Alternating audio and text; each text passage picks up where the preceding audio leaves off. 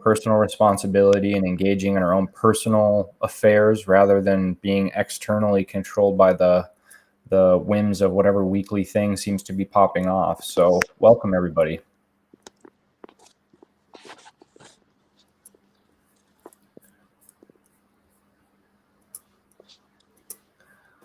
We'll give it a second. Let's give it a second, then we'll dive in because this will get juicy real quick. Yeah.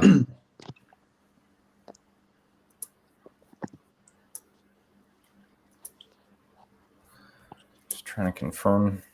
Yeah, we're good on. I mean, I saw there was an alert that the Venture Capital Trust went just live. So that's okay, great. Can you see though if people comment on there? I'm trying to see on Restream chat.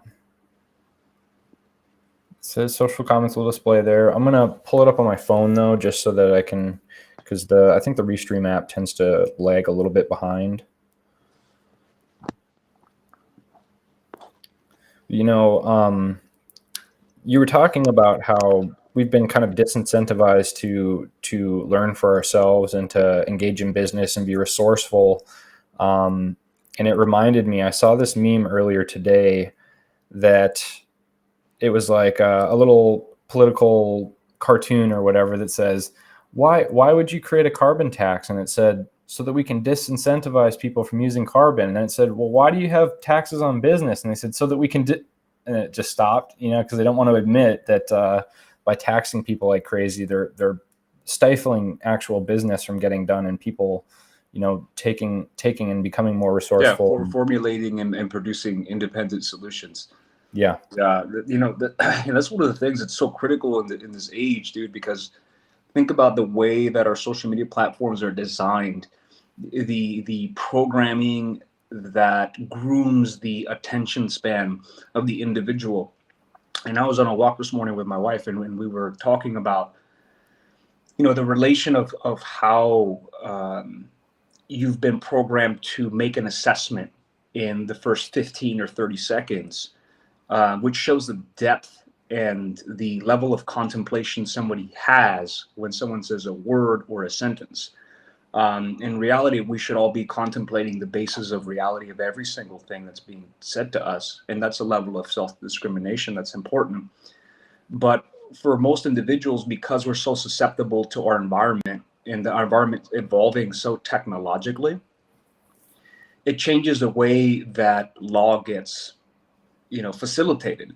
And now we see that in education, like we've obviously seen education become almost irrelevant. Like to me, now that I look at, and I love it, dude. Like when I was growing up, I really wanted to be in a university and get my degree and all of these things.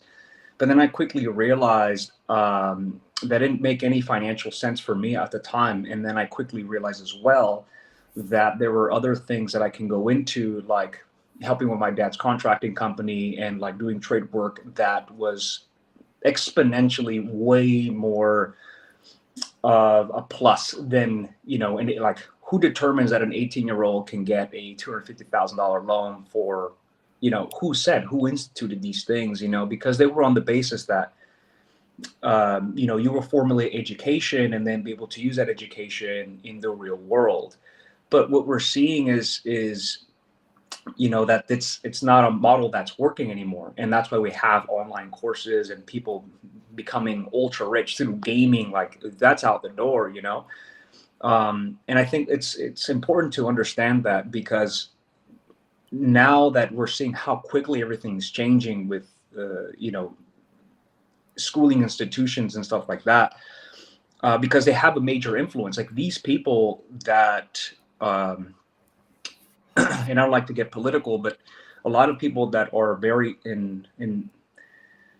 into whatever political regime is like trendy, even if you are far right or far left, it doesn't matter. Like they both have their, let's say, discrepancies. So for example, like a democracy only truly works like if I'm dad and I make the money and then my children get benefit. And this is reality, right? Democracy is a working model in certain sections, and we have to see where these things like apply to. So like our family, it's like, hey, the dad works and he distributes all that wealth and everyone's cool with it, right? But trying to get that model and say the president's daddy and then everyone gets all these benefits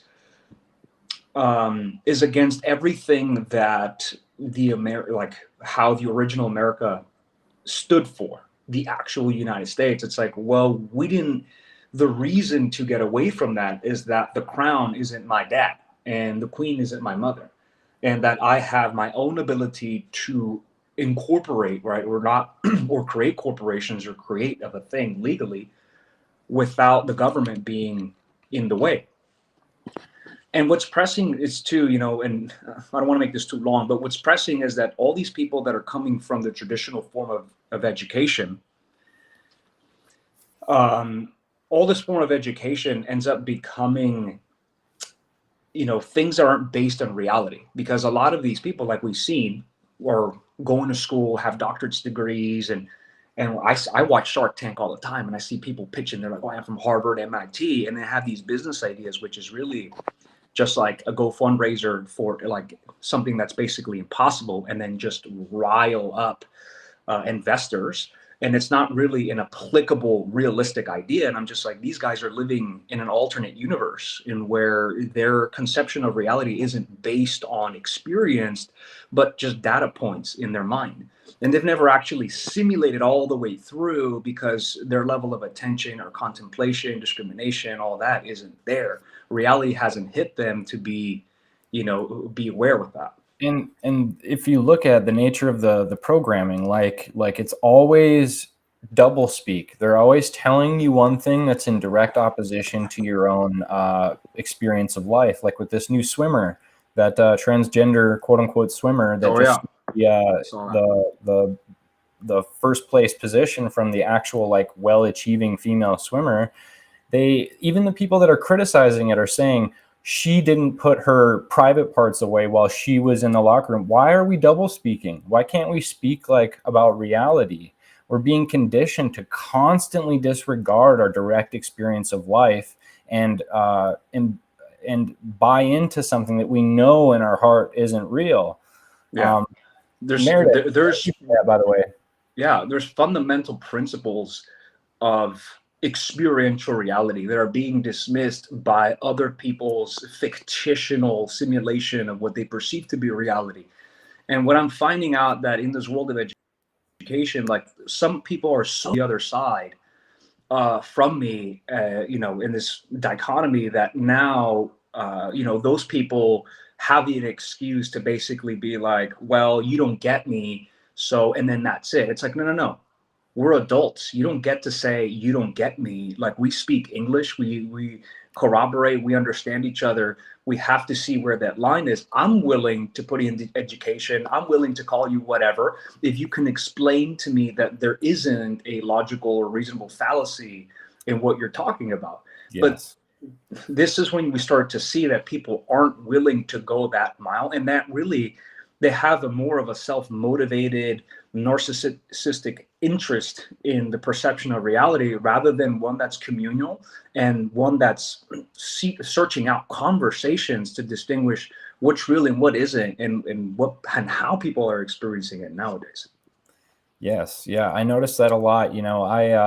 I am a Christian minister, and sometimes I make the mistake of going on to some of these popular Facebook groups for Christians, and I find that it's the same thing everywhere, but there it's very pronounced. You have these people who are extremely into the Bible and citing scriptures and all of this stuff, but they don't have any direct understanding of what they're talking about, and they can use they can use scripture to reinforce any point that they have.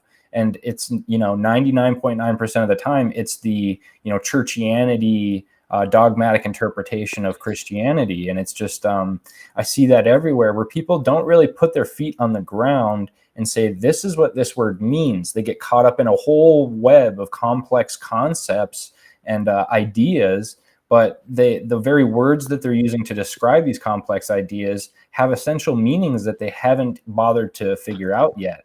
And so people are completely completely lost in their minds. They lack substance, and the reason why this is happening, is because of people's inability to carry on a conversation and discuss philosophically ideas that pertain to the structure and principle of reality. Because who are the people that are supposed to be having these conversations? Isn't congressmen supposed to be, aren't the judges supposed to be talking about justice and refining philosophy and being right there on the cusp of ethical conversations? No. Instead, we have, a monetary interest in these individuals, and then it's blamed on capitalism when there is already an erroneous characteristic in the human nature that is folly, and we know this. So why aren't our systems built to receive this? Why are we having to improve again this idea that this one singular corporation, United States Corporation, DBA, is going to solve all of our issues? Didn't we figure this out with the monarchs? They can't produce. Every single human has folly.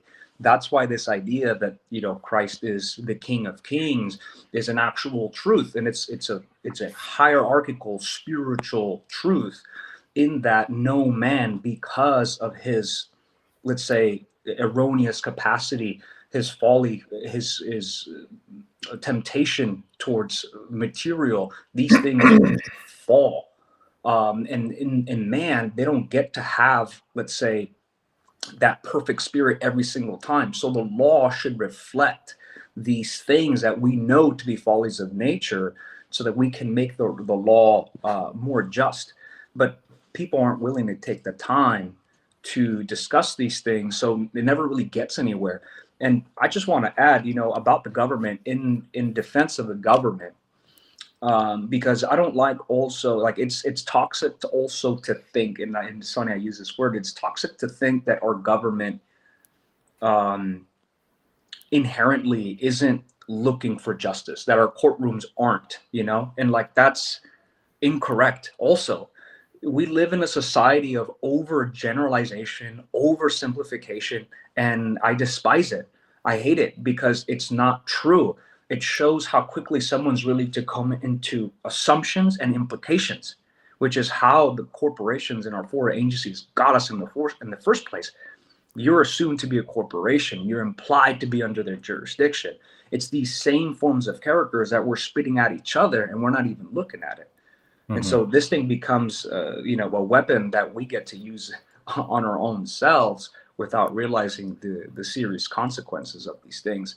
And so now we have the big bully, who happens to be the president, who is mentally incompetent. The people who are in Congress are incompetent. It's like, don't make fun of them, dude, because there's a reason why they're there, and everyone's lacking the refinement to put these things where, we have individuals. And it has to be this way. It has to be groups of individuals that come in and discuss these things and refine. And, some of the most important things, and it's one I want to share, because this is a U.S. Supreme Court case that basically defined the problem with Congress and the way that a lot of laws are overruled, which is the introduction of the judiciary process, which is the process in which the Supreme Court justice gets to use his discretion in order to make a ruling whether something is unconstitutional or not. And we've seen time and time again that in court rulings that the judge can abuse of this discretion. The thing that people don't even know how he's abusing this discretion. They don't understand trust law. They don't understand equitable obligations. And it's come to this point to where now we're having to talk about, terms that usually go over people's head. But it's because that we've not kept on track with all of these little things as a people, as a general. There's people out there, attorneys, there's people out there doing that shit. I'm talking about the regular commoner, individual person with a family, hardworking individual every single day. We have to raise that standard. I'm not telling that everyone has to be an attorney, has to be a skilled draftsman and be an expert in litigation. None of that is being asked of people. What we're asking of is a small move forward to catch up with the laws that have trapped us. In this way, we can start to use the things that have been laid out, like the government, like the economy, like our technology, and stop being a victim of it and start using it to our absolute advantages. And we start to see that in this web of ferocious statutory regulations, that there are principles that stand, and that the honor does, the judges and the law does honor these principles and these maxims. But we have a dichotomy between this is good, this is bad, Republican, Democrat. It's like everyone's got these things in them. We all have, and we have to be able to discriminate these things so we can find real solutions. Yeah, I mean, the state of the world, it reminds me of, I can't remember who it was. He was a early American, well, not so early, I think 1800s, existentialist. He said something about how people don't understand that their opinion of the world is an admission of their character. And I think that that applies. People who say, oh, there's no good people out there, blah, blah, blah, blah, or, humanity is X, Y, or Z. They don't realize that they're speaking about themselves by speaking about humanity. Absolutely. And if you haven't seen a good person doing good deeds in 10 years, that means you haven't done one yourself in 10 years, It's like, how dare you assume that every person in Congress is absolutely corrupt, and that there's no chance for any, that there are no good attorneys, that there are no good people out there working for everything. It's like, we are. Right. There is, and everyone's working hard, and it's little by little in these efforts with technology, information, and using all these things to our advantage, that all of these things will start to become clearer and clearer. And we're like, oh, that's why there was an American Revolution. Oh, this is what I understand, what is God, and then our creator, and then inherent rights. Well, and the thing is like you said, all of these people are just human beings that are going to work every day. They, get specialized training to do their job, and that web that they are brought up in, that ends up culminating in their position in the world. That's where the zeitgeist, or the consciousness or awareness of the average person comes in. Because when you see somebody in one of these corrupt courts, a judge who's gone all the way through, he's never seen a living human being stand up for their rights. So as far as he knows, the whole thing is just statutory. He does just, it's just another day at the office. They're not sitting there thinking, oh, how can I, pin this guy with something? We see a lot of these people that are actually holding their feet to the fire. That's what I love about it. They're educating these judges on what the law actually is. And for the first time in their careers, they're forced to look at the actual case law and constitution and precedent and acknowledge it. And then there's two options. They either learn or they double down on their ignorance. So it's like it's beautiful thing that happens when a person brings truth into the world, because everyone around them at that point either has to turn their back on the truth that they just witnessed, or learn and grow from it. So it's our job to make sure we're doing that. One of the biggest mistakes I've seen with a lot of people in the sovereignty movement and stuff like that is to assume that the court isn't following the law, isn't the law, and it isn't constitutional. Because that's a big, like I said, that's a big presumption. You're saying that everything is a fraud. You're saying that this whole structure is not real. And it's unhealthy to think this of these positions. So this is why, the judge is there not to have an opinion. He's there to be an impartial referee that weighs logic and reason.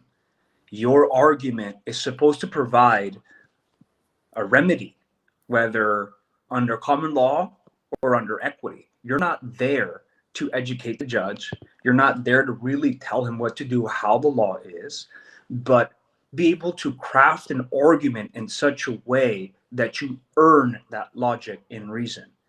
If he doesn't, it doesn't matter. It's on record. Everyone in the world heard, it's on record. It's finished.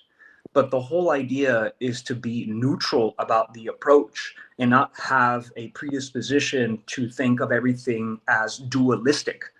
And then by falling in this trap of dualistic, you furnish a unbalanced response, right? And we're like, oh, what did you say? That I do not follow the Constitution? They swore. You didn't swear.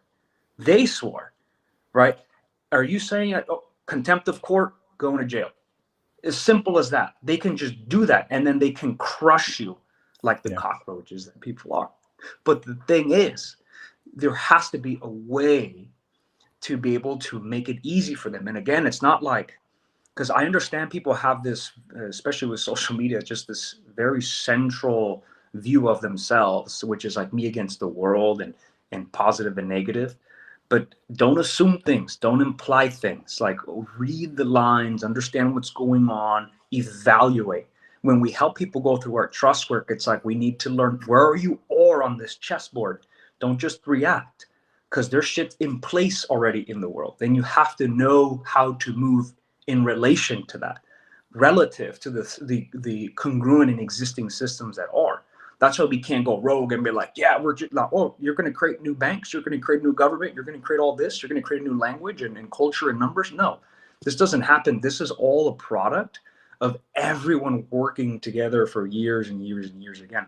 And what's crazy is that, that's why U.S. Supreme Court rulings are important, and then why the individual is important and not a group, is that individual, it's one person, right, that can actually change the way that everything happened. What's the American Revolution a product of? It's one person saying, actually, to here, property right here, I have God-given unalienable rights. Here is the line. You stay over there, we stay over here. All that is being, I'm not saying that because there's obvious attempts of abrogating the Constitution and stuff like that, but not because of it's intentional. That would be giving people too much credit. It's for the lack of understanding common law. It's for the lack of understanding, what's righteous and what's in order. And our job as a people is to educate the judges, like you said, not like in a court of law, but by our own level of discrimination.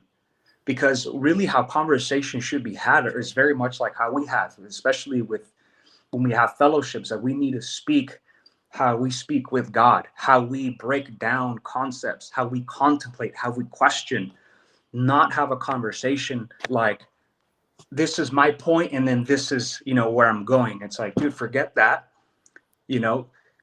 Figure out what you are, how you know yourself, and how you know the world to be, and then be able to create a more balanced perception and reality of the world based on things that are real, not things that are emotional, or feed your sense of self. Because this is what we're seeing. Because I every time I open up my social media, dude, like, I see Democrats going at the Republicans, and the Republicans going at the Democrats, and I'm just like, we're all human beings and we're all working. It's like, you're wearing blue, and I find it kind of ironic, because if you've ever seen pictures of Jesus Christ, Catholics have also, and the old French Baroque paintings, they have Christ wearing the blue and the red. Right? It's like, here, non-dualistic. I carry both, right? And again, it's like, no one's out to get us. Like, we just need to have more open conversations, and we need to weed out the people who claim to have powerful opinions and like that, and then shed a light on them. And then sooner or later, everyone's going to realize, actually, this person had no idea what they were talking about. And I see it happening little by little. Yeah, I mean, I do agree that for the most part, the average, state actor that you'll come across is just doing what they think is right, and they, have just been brought up in a system, and they're just kind of a reflection of the zeitgeist. But in the same way as there are a small group of conscious actors working to uphold the truth and uphold righteousness and uphold the law, such as us and people that we've seen doing this work. I would also say that there is a group of people that do have influence and power and are trying to sway things in another direction. I feel like, that's fairly obvious looking at, the Rockefellers and just all of the shady money that was moved around between, the Civil War and World War II. it's very interesting. I kind of went down a rabbit hole looking into, what it was like in Soviet Russia as the Red Terror was going through. And it's mind-boggling, the level of depravity and perversion that was going on at that time. And then it all just kind of petered out. Hitler was defeated, and then they just like, the Iron Curtain dropped or whatever, but then communism basically went away. The people who bankrolled it and made sure that it didn't go bankrupt, they didn't go away. They just, kept doing business in America. And so, these interests are there. They are pulling strings, but they're not sitting in the courts. They may have people they play golf with, become a judge at some point. But either way, that's like the tug in the battle there. That's the thing is too, yeah, like they're institutions, like they've been around for a long time. And this is one of the things that I see too, is that, let's just imagine that you're just, this young kid coming out of high school, coming out of college, and then, you get introduced. Dude, and I sat down and I've listened to Supreme Court justices on a roundtable discuss each individual experience as how they got into law, and how they ended up in the White House. And 90% of them, they're just like how you would imagine any other job, bro. He's like, I just knew someone in the White House. And I'm like, oh, okay. I'm like, this is a business. You see what I'm saying? Like, this isn't, it isn't anything other than that. It's just that this is a long-standing institution. This is a much longer business that's been around for a long time. And the people that uphold this idea of communism are the people that actually benefit the most from this federal business. And it's ultimately like the greatest abuse of capitalism, because you're providing these things and you're like, hey, I'm going to be able to provide this infrastructure for people to come into. And so, these kids that don't know about reality, they haven't built businesses on their own, they haven't lived in in real life, come in from university straight into this built institution, and then they're there to weigh on public policy. It's like, well, what do they know about the public? Nothing. They've been kind of groomed into an ancient institution in which their relativity to like what's actually going on is so dislocated. That's why when you look at people like politicians and the ones that are on TV, you're just like, I can't, is this legal? Having this person like this, be so astute yet so blind and mentally ill even, and still be able to, be able to have his job the next day. It's just like, well, there's something there, right? Just like any other business, and we have to see. Versus like each individual, like what I imagine, right? Like Ben Franklin was an inventor, and most of these people that should be at the core group that discuss people's rights and should be in a way many levels of individuals in philosophy that take into account every single subject way. And then, isn't this how the United States started? Right? It had to be these individual men to come together, talking about things that matter, discussing, having arguments, having debates, and be like, hey, what about this? What about that? All I see is people siding with people they agree with and people they don't agree with. And like the people that don't agree, they just stick with the people they, agree with. And it's never, whenever there's an exchange of conflict, the arguments are so childish. Yeah. Like, well, who's the mediator here? Who is like controlling this? And then this is the basis for all of our opinion? It's like when the guys who are the head of corporations who are like, yeah, we're going to release this artificial, why isn't there a philosopher there like, we already thought about this like thousands of years ago, and this principality is gonna, it's gonna, it's obsolete, doesn't work, No, they're going on carelessly carrying on their imaginations because it's a business opportunity. This is really the only time where I guess business has a pitfall in that there is no critical thinking.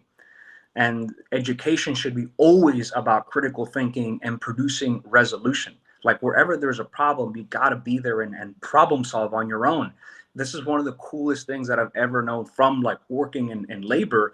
It's like when there's an issue, like you got to figure it out on your own sometimes, and this is what it is. But for the most part, when your whole life in institutions and governments and everyone always telling you what to do, it's like, oh, of course, that, you know, like you side always with the government. They always want to do the greatest thing for you, have the greatest benefit and all that stuff. It's like, that's unrealistic too. It's somewhere in the middle, and then we have to be able to discuss, you know, where these lines are. Although people are, they might be, you know, they might have a stand against it, and because it's offensive or whatever. It's like, dude, people are on a verge of war, if that's even real now, if it's not another business opportunity as well. You know, based on these folly ideas that have been, it's like, dude, it's 2022. Like, you'd think that man is spiritually evolved enough to avoid conflict with another human being.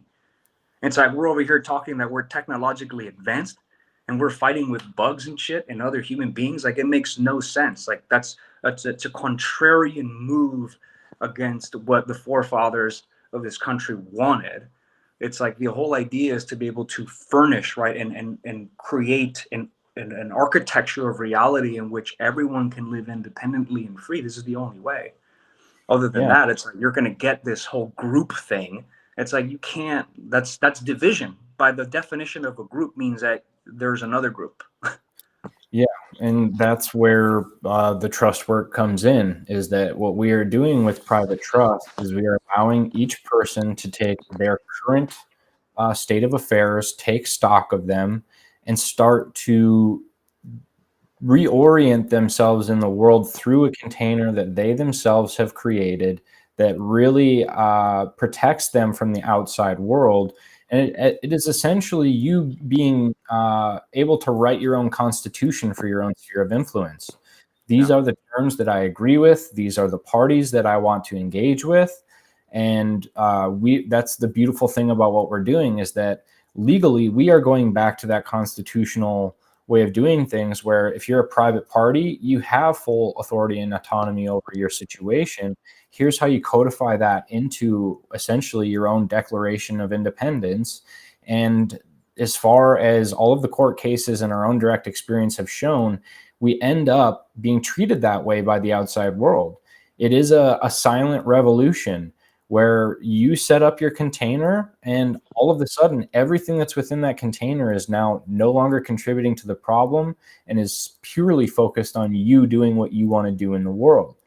And so, you know, I wanted to kind of bring that back around full circle, because I think a lot of people still don't really understand what it is that we do. They think, oh, a trust, you know, all of this education, it's way over my head. I don't know what to do. I tried looking up something and there was 3 words I didn't understand, so that's way over my head. When what our job is to take these concepts, make them relevant to you, make them understandable to you, and then allow you to implement these tools in your own life. Be confident in what you're doing and competent in administrating it yourself. And we've seen great success. So, you know, and to add on to that, like, as a person that you're operating now in the world, whether you like it or not, you are availing yourself to the benefit of a corporation that exists, that is your name, right? That is an estate that was created upon your birth. That estate has already implied levels, an implied level of jurisdiction, and the equity in that birth certificate says everything that you basically have to compel yourself to do. If you don't, like paying taxes, like reporting, following certain statutory laws, all of these things end up becoming, I'm not going to say irrelevant when you have a trust, but they're a secondary source, in that when you create a trust, you are producing, in effect, the government as a third party to any of your business affairs. So all of you out there that understand that there's a person, it's an artificial entity and all of these things, right? And understand uniform commercial code, should understand that that is an estate that is made of the creation of the corporation. It's made by a statute. You don't want to mess with that. You want to create your own estate. You want to create your own expressive trust. Because, like I said, whether you like it or not, your bank account, your birth certificate, your corporation is a result of a constructive / resulting trust that created all the little rights that you have now that aren't rights at all, but are benefits. Mm-hmm. And so all of the people that are operating as corporations and businesses as your person today, you actually only have relative rights to any title that you have, which means seizures from third parties, creditors by the IRS, and stuff like that, leaving your property subject to any form of third-party penetration, just because they want to be able to have access to any of those assets. So when we create a trust, we're creating an expressive document that is essentially legally, let's say, it's legally, what's the word I'm trying to find? I'm blanking out here. It nullifies the statutory trust. That's the word. It nullifies the statutory law, because if we're not operating using a trust, we're availing ourselves to the benefits of being judged as a corporation and as an artificial entity. And again, like, you need the trust in order to put things in it. Like, you can rescind your birth certificate, don't use the person at all. But the thing is, there's assets. There's properties other than just your person that include a house, bank accounts. Like, these things have evolved in equity, right? We're not just talking about common law in the medieval ages where it's just a house. We're talking about common law and the relativeness of equity, which is now we have bank accounts, so we have titles with fractional equities and all of these things. We use a trust to be able to get both sides of ownership. And the power of being a trustee is, the benefits are outrageous in comparison to what people are operating today. The issue is that people don't know that they can operate anything other than what they've been told by the government, or what's been told through their programming or business accountant or whatever, who's licensed, who has obviously a monetary interest to provide to the state because it's his job, who gave him the license, right? And so it becomes another principle that we pull back to the Constitution, which is, wouldn't you rather live on your own terms, literally written out in sets of provisions? Wouldn't you have your own equity, like a bank account or a house, that compels you to perform, that protects you constitutionally from any other, including the IRS and the government? Did you know you can do this? Yes, you can. And it's not just through some fancy paperwork. Like, we have to evaluate what's going on currently in your business, what your situation is, review the things that we know, put everything in order, and then execute. It can be done as easy as a couple days to register your EIN, create this new trust. We give you the documents, give you the paperwork. And I think the most important thing is our consults, because within this consult, we'll be able to not only give you, the paperwork that you need, of course, but to describe where you are and what you can do in relation to your goals, because everyone's completely different. And that's the thing that we have to take into consideration, is like, we're not giving this paper out to be like, hey, here's a way to not pay taxes, which is not true. And then all of these different things, it's like, yeah, these things are contingent, but you also have to have a standard to which you understand these things so you can make the most of it. Right? What's right. A trustee? A useless trustee is an uneducated one, and it really shouldn't be, because he's incapable. Yeah, I think a good thing for people to understand is that it doesn't really matter what your situation is. The private trust is so flexible and adaptable that anybody can, in any position, can utilize them and benefit from them. We have a lot of people that come to us, they have a W-2 job. So that means that their trust can't become the contractor who does the work, but they can have a charitable or religious mission for their trust and donate up to 60% of their money to it. That's 60% less taxes every year, perfectly within the letter of the law. Other Yeah. people, they have a simple service that they offer online. They have a payment processor. For them, it's very simple. Make the trust the new source of the payment processor, and all of your business goes through the trust.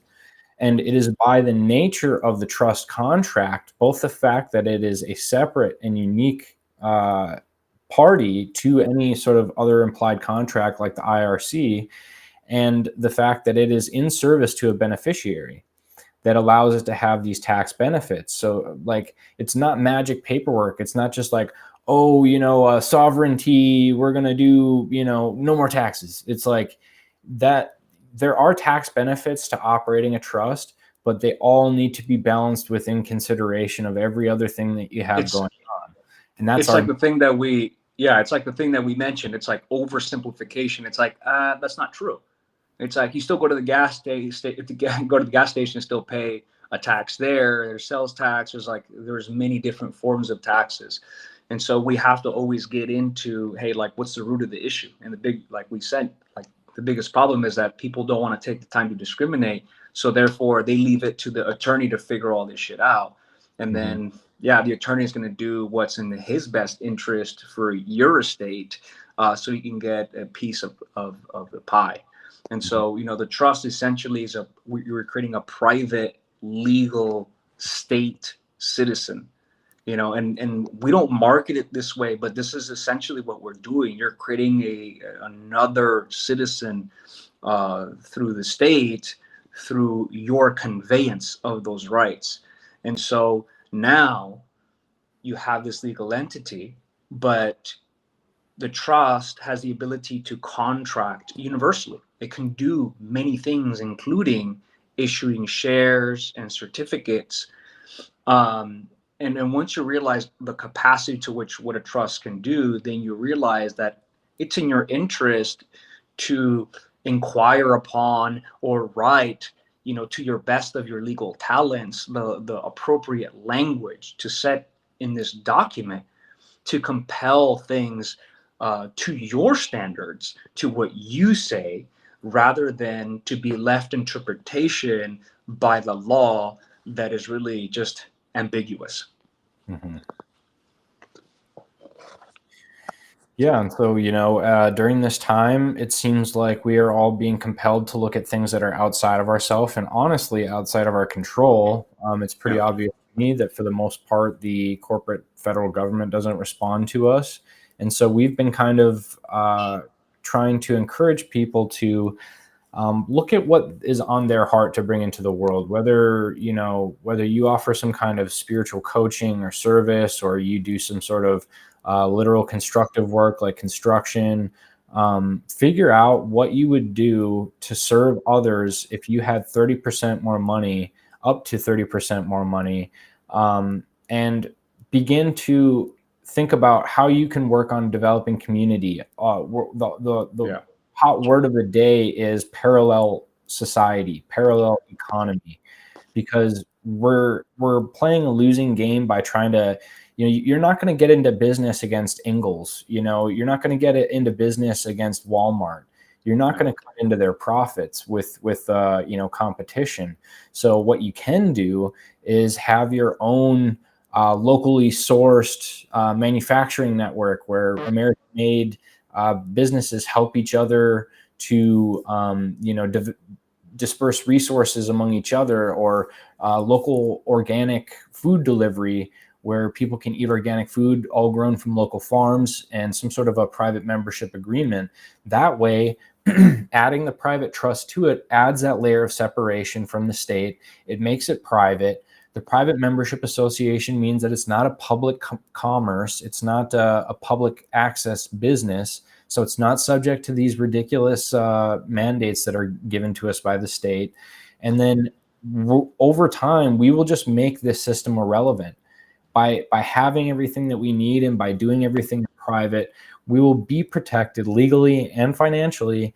And that just makes all of their TV programming irrelevant. It doesn't matter. That's really what we're trying to encourage people to do. We do have a question on Instagram here from Hex Honey Queen. When you create a bank account for the trust, does that mean the trust can make purchases in the trust name? In this case, I'm thinking of arms and avoiding the to hoops to jump through to purchase arms.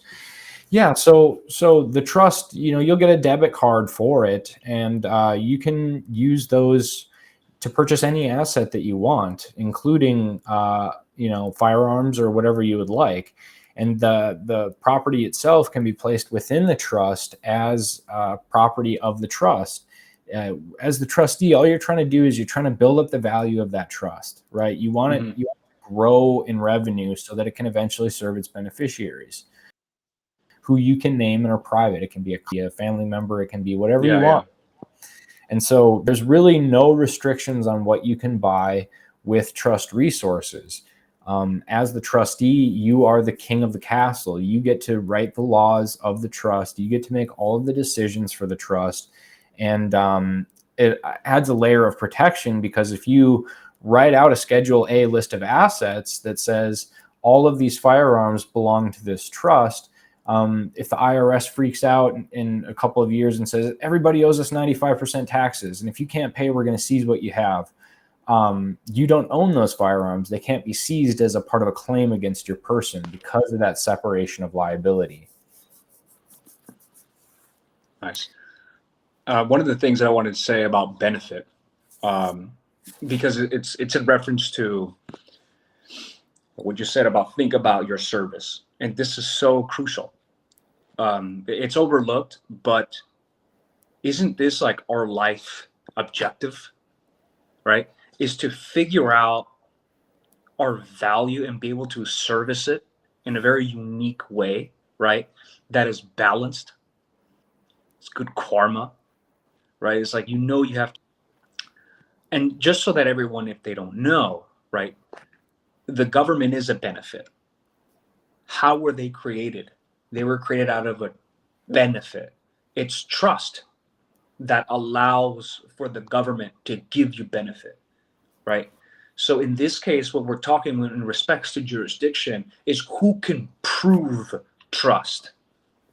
Then we can talk about equitable obligations and who's obligated to do what, right? So it's better that you come up with your own service. It's very much how I thought about when I was younger too, because in high school, it was like, and I got into being an entrepreneur and selling an organic energy drink and became successful that way as well. And I was like, it's better that I provide my own definition, my own purpose, and what I want to do, because if I don't, somebody else is going to. For those that are slothful human beings, beware, because a corporation will give you your purpose if you don't make one, right? And this is kind of a wake-up call for those people that are half cyborgs, in which their life and their reality is coming out of a computer. Their experience isn't based on reality.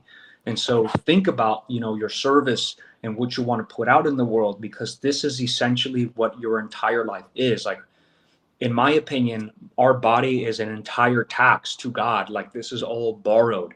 So essentially, anything that you do have is a perpetuation and a gift of God forward. It's not like we're abrogating paying taxes to the government. We're not evading.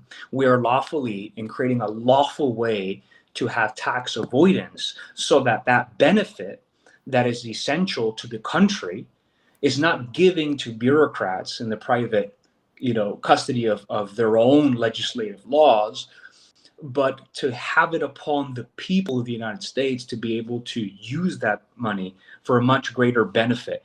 It just makes more sense for individuals to be able to choose. Matt and I and Daniel have created Frontier Capital Trust, and we've produced an incredible good for the world, and we want to continue to do the same thing every single day. And I guess that's also just like a little segue into giving thanks to everybody for sticking with us, for giving us feedback on our content, for reaching out on private messages, on emails or whatever, because it really does matter. And these types of conversations need to be recorded. They need to be given out to other people so that these types of conversations could be sparked up again in different areas of the world. This is only me and Matt talking here and all you guys listening. But, the true treasure is that we all have this together and we all have a chance to be able to be heard individually and then corroborate what's truth for each individual unit, so that these things are protected when there's a giant thing coming at us like the government or the corporations or the crown. Yeah, and I think in the last couple of minutes that we have here, I just wanted to plug the updated principles of trusteeship. And anybody who happens to come across this video, I would encourage you to go to courses.frontiercapitaltrust.com/private-trust explained. There you find all of our free resources. We have a 9.5-minute long video that really gives a broad bird's eye view of what a trust is, what it does historically, how you can apply it to your life, what we do, how we help people. Then there's also a short ebook called Principles of Trusteeship that Javier wrote, which is, hundreds of hours of independent research. I mean, it would take you probably 500 hours to scour all of the information that is compiled there, and even longer to assemble it in your mind in a cohesive way where it actually resembles knowledge and not just a bunch of up in the air information. And that those two things alone, if you're at all interested in this, really take the time to investigate that stuff and look into it. Also, check out our YouTube channel with our clips from previous lives. We try to take some poignant spots from each one and upload them so that people can kind of get the more generalized view of things, how this all works in your own daily life. And then I just wanted to reiterate that anybody can use one of these trusts. This is not some exclusive thing that you need to have X, Y, and Z to make it work in your life. It has not only financial and tax benefits, but as we said before, drawing a line in the sand and saying, hey, this on this side is me and what I'm doing, and I'm going to respect you out there. Now you respect me over here. That process in each person's life that we've worked with so far has caused totally unexpected benefits beyond just the financial that we're talking about. Really reorienting yourself in the world and saying, I'm going to take control of my fate. I'm going to, protect and bring into the world what I came here to bring. Yeah. That has massive benefits outside of just whatever, tax savings you might get. And we've successfully worked with people from successful business owners to humble W-2 workers who maybe only own a car as their only asset. Anybody can benefit from these tools. And it's our job to make sure that you understand and are confident in what you're doing. So don't feel overwhelmed or think that this is all way too above your head. We can help you establish one of these trusts. Yeah. And then again, like we said, you don't have to be an attorney. You don't have to and I think this is something that Matt said before too. It's like, all you have to have is a sound mind. That's it. Of sound mind and age, and you can become a fiduciary. So you can take, these assets and moving over to the private realm where they're truly protected by the government, as and the Constitution. Like, this is the new way of operating in reality, which is really under common law, under the real substance of land, and enforced by equity. This is the true reality. Everything is private. It's anonymous in here. Anybody can really do this. It doesn't take a genius to do it. Leave that shit to other people and leave that stuff to us to be able to break down all the tiny little questions that you might have. This is why, this is an important decision. Look over information, be diligent about it, right? Don't also just, I don't want people coming in here and be like, here's this, like, what do I do? It's like, no, you're not, and I want to say the right thing, which is anybody can do this. Please apply. Make sure that you take advantage of this, because if you don't, there's advantages that are being taken care of. Like there's, it's going to be used regardless. So might as well be the first to be able to implement this, because the longer you hold this off, the more money you're literally losing. But that's not what it is, right? It's the feeling of not feeling secure, the feeling of government invading your privacy, your property. These are fundamental things, and we want to make sure that you understand that the trust can provide for that, and it provides a tranquility that the government or any other foreign corporation, artificial or corporation, just cannot provide. Mm-hmm. Yeah, well, I think we're at about 55 minutes now. I don't know if you're feeling like that's probably a good place to finish, but that's it, dude. I'm done talking with these people. They better start acting, because and just to finish off, get a trust, but get into it. Be genuine about it. Don't leave it to another person or another man to pick up a book to read this. Like, you do it. That's why we talked about in the beginning on the topic of education. It's like that needs to be taken seriously into our own hands, and then be able to refine that information in a pool of individuals that seem like they know what they're talking about, have logic, have reason, they're aligned, there's transparency. Like, we want more individuals to come in so we can have conversations like this and produce real solutions. This isn't some esoteric thing. Like, just peel the layers and it's all there. It's right. all frighteningly there. And then once you are in the position that Matt and I are in, all that you're going to feel is, I wish that everybody can do this so that they can be able to use their life, not to be, because dude, money is energy, and your money's being distributed to things that you might not want to be, funding, like wars and etc. So wouldn't it be better just spiritually, what does that do for you to be able to align a service, a thing that you know to be the truth in you, and be able to make it a corpus of your trust, make it the sole, how would I say, the sole purpose and reason to continue to do the things that you do every single day, without something kind of overlooking you, watching you, making sure you do things right. It's like God's already doing that for me. I don't need the government to be some third-party agent to keep me on check. Yeah. Awesome. Well, thanks everybody for joining. As always, chime in, send us some private messages if you have any questions about what we do, how we do it, how we can benefit you and help you in your particular situation.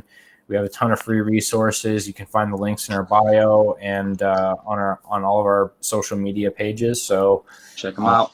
We'll be back next Wednesday at 1 p.m.